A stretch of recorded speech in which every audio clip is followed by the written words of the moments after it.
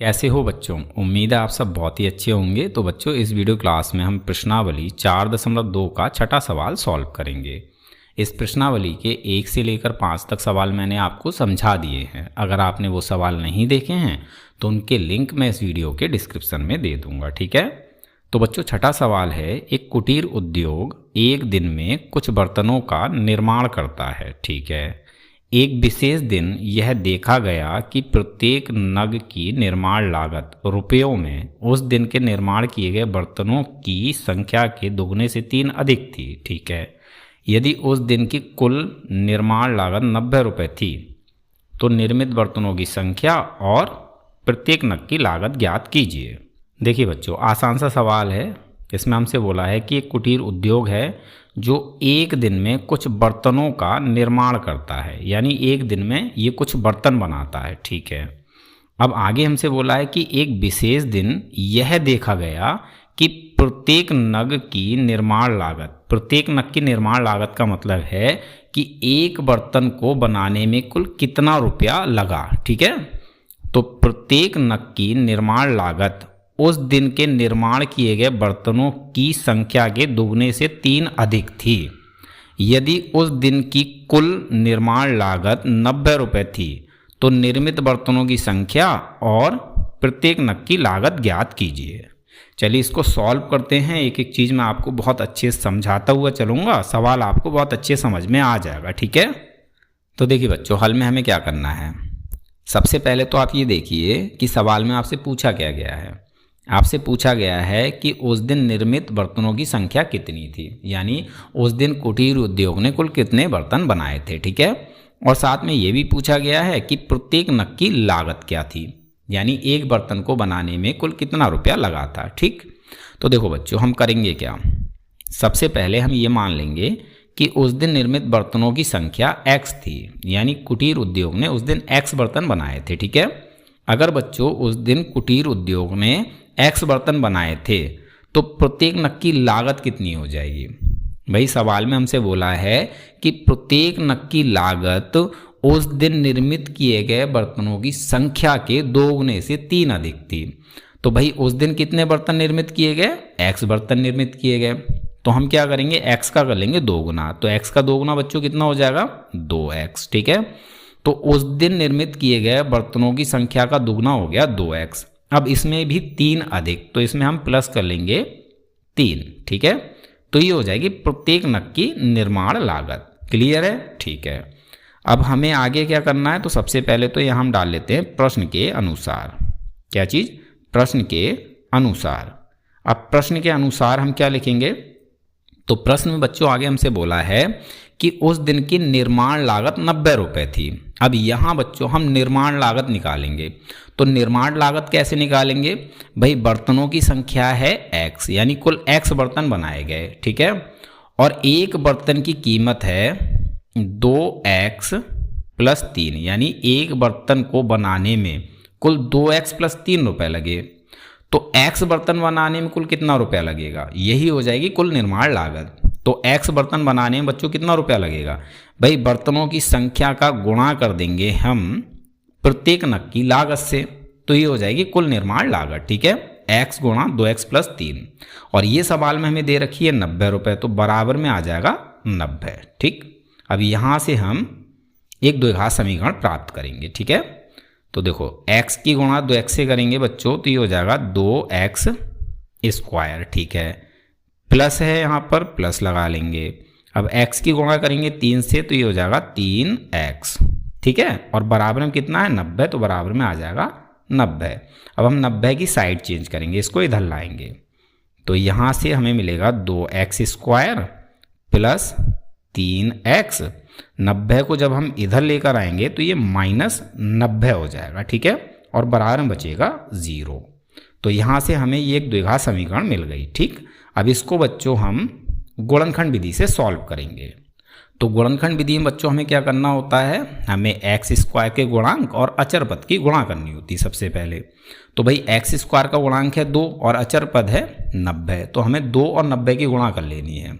2 की गुणा 90 से करेंगे तो बच्चों हमें कितना मिलेगा, भाई हमें मिलेगा 180, ठीक है। अब बच्चों 180 के दो गुणनखंड, क्या चीज़, दो गुणनखंड हमें ऐसे करने हैं कि इनको जोड़ें या फिर घटाएं, तो बच्चों हमें ये वाली संख्या मिल जाए यानी 3, ठीक। और इन्हीं दोनों गुणनखंडों को जब हम गुणा करें तो बच्चों हमें 180 मिल जाए। कितना मिल जाए, 180 मिल जाए। तो ऐसे दो गुणनखंड कौन से हैं, तो इसके लिए बच्चों आपको 180 के गुणनखंड करके देख लेने हैं। चलिए यहाँ गुणनखंड कर लेते हैं 180 के गुणनखंड, ठीक। 2 से 180 90 बार में कैंसिल हो गया, ठीक है। फिर 2 से 90 45 बार में कैंसिल हो गया, ठीक है। अब 3 से 45 15 बार में कैंसिल हो गया, ठीक है। फिर 3 से 15 5 बार में कैंसिल हो गया, ठीक है। और फिर बच्चों 5 से 5 एक बार में कैंसिल हो गया। तो ये हो गए 180 के गुणनखंड। अब यहाँ से हमें देखना है कि वो दो गुणनखंड कौन से हैं जो इन दोनों शर्तों को पूरा कर दें। तो देखो बच्चों वो दो गुणनखंड हमें बनाने पड़ेंगे। देखो 2 दूनी 4 होता है और 4 तियां होता है 12, ठीक है। 12 बचा 3 गुणा 5, तो 3 पंजे होता है 15। तो वो दो गुणनखंड हैं 12 और 15। जब हम बच्चों 15 में से 12 को घटाएंगे तो हमें कितना मिल जाएगा भाई, 3 मिल जाएगा। एक शर्त पूरी हो गई। और जब हम 15 की और 12 की गुणा करेंगे तो हमें 180 मिल जाएगा। दूसरी शर्त भी पूरी हो गई, ठीक है।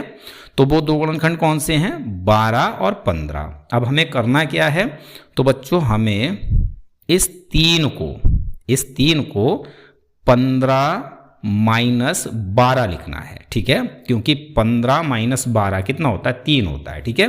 तो चाहे 3 लिखो चाहे 15 माइनस 12 लिखो, बात एक ही है। क्लियर है यहाँ तक, ठीक है। तो मैं इसको यहाँ से मिटा देता हूँ। तो बच्चों हमें क्या करना है, इस 3 को 15 माइनस 12 लिखना है, बाकी सभी चीज़ें ज्यों की त्यों लिखनी है। तो 2x² ज्यों का त्यों प्लस ज्यों का त्यों।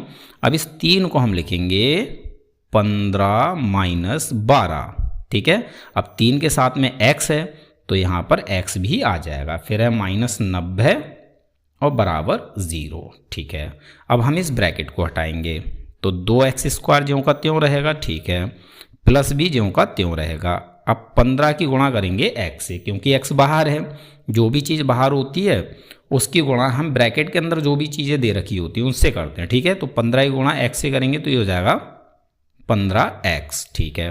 फिर माइनस है, माइनस आ जाएगा। अब 12 की गुणा x से करेंगे तो ये हो जाएगा 12x। फिर है -90 बराबर 0, ठीक है। अब यहाँ बच्चों 4 पद हो गए, 2 पद ये हैं, 2 पद ये हैं, तो टोटल हो गए 4 पद। तो हमें इस प्रकार से 2-2 पदों का पेयर बना लेना है, जोड़ा बना लेना है और कॉमन लेना है, ठीक है। सबसे पहले इन दोनों में हम कॉमन लेंगे। तो इन दोनों में कॉमन क्या है बच्चों, इन दोनों में x कॉमन है, तो हमें x कॉमन लेना है, ठीक। 2x² में से x कॉमन ले लेंगे तो अंदर बचेगा 2x, प्लस लगा लेंगे। 15x में से x कॉमन ले लेंगे तो बचेगा 15, ठीक है। अब इन दोनों में कॉमन ले लेते हैं। तो बच्चों इन दोनों में कॉमन क्या है भाई, दोनों में कॉमन है 6, तो हमें -6 कॉमन लेना है। यहाँ जो चिन्ह होता है चिन्ह सहित कॉमन लेते हैं, ठीक है। तो -6 हम कॉमन लेंगे, ठीक। 12x में से, या फिर यूं कह लो -12x में से हमने -6 को कॉमन ले लिया तो अंदर कितना बचेगा भाई, 6 का भाग 12 में दे दो, 2 साथ में x है तो x, तो प्लस का 2x बचेगा, ठीक है। अब माइनस हमने कॉमन ले लिया तो अंदर हो जाएगा प्लस। अब 6 का भाग 90 में दे दो तो भाई कितनी बार जाएगा, 15 बार जाएगा, ठीक है, बराबर 0। क्लियर है यहाँ तक, ठीक है।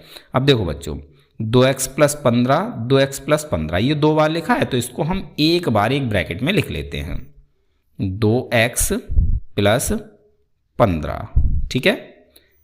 इस चीज़ को हमने एक बार लिख लिया तो बचेगा क्या, x - 6, तो इसको हम लिखेंगे दूसरी ब्रैकेट में x - 6, ठीक है, और बराबर में है 0। क्लियर है यहाँ तक, ठीक है। अब बच्चों हमें क्या करना है, एक बार हमें 2x + 15 बराबर 0 लेना है, ठीक है। और या फिर हमें एक बार x - 6 बराबर 0 लेना है। क्लियर है यहाँ तक, ठीक है। अब देखो बच्चों अगर 2x + 15 बराबर 0 है तो 2x बराबर कितना होगा भाई, +15 इधर आएगा तो ये हो जाएगा -15। ठीक है, तो x बराबर कितना हो जाएगा बच्चों, बराबर में है -15, 2 की साइड चेंज करेंगे तो ये -15 के आ जाएगा बटे में। तो यहाँ से हमें x की वैल्यू मिली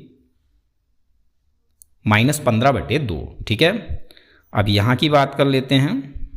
अगर x -6 बराबर 0 है तो बच्चों x बराबर कितना हो जाएगा भाई, -6 इधर आएगा तो ये हो जाएगा +6। तो यहाँ से हमें x की वैल्यू मिल गई 6। ठीक है, अब यहाँ हमें x के 2 मान मिले हैं, एक मान है -15/2 और दूसरा मान है x बराबर 6।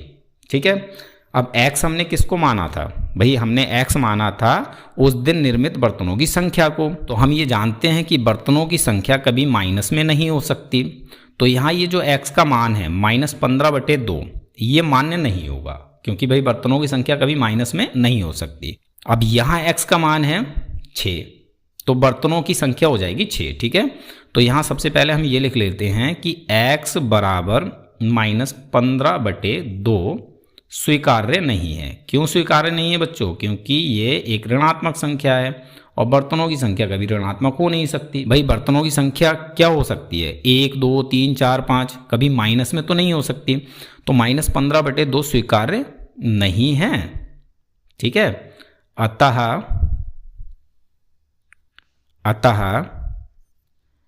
x बराबर कितना हो जाएगा भाई, 6 हो जाएगा। ठीक है, तो यहाँ से हमें मिल गया, क्या मिल गया कि निर्मित बर्तनों की संख्या, निर्मित बर्तनों की संख्या बराबर x मानी थी और x का मान हमें मिल गया 6। ठीक है, तो निर्मित बर्तनों की संख्या हो गई 6। अब प्रत्येक नग की लागत, प्रत्येक नग की लागत को शॉर्ट में लिख देता हूँ। ठीक है, तो प्रत्येक नग की लागत क्या है, 2x + 3। ठीक है, अब यहाँ x का मान रख लेते हैं, 2 गुणा x का मान 6 + 3। तो यहाँ से बच्चों में कितना मिलेगा, 6 दूनी 12 + 3, ये हो जाएगा बच्चों 15। ठीक है, तो उस दिन निर्मित बर्तनों की संख्या कितनी हो जाएगी, 6, और प्रत्येक नग की लागत हो जाती है 15। यही हो जाता है हमारा आंसर। यही दोनों चीज़ें हमसे पूछी गई हैं। ठीक है, तो इन दोनों चीज़ों को हमने यहाँ निकाल लिया। उम्मीद है सवाल आपको समझ में आ गया होगा। तो मिलते हैं अपने अगले वीडियो क्लास में।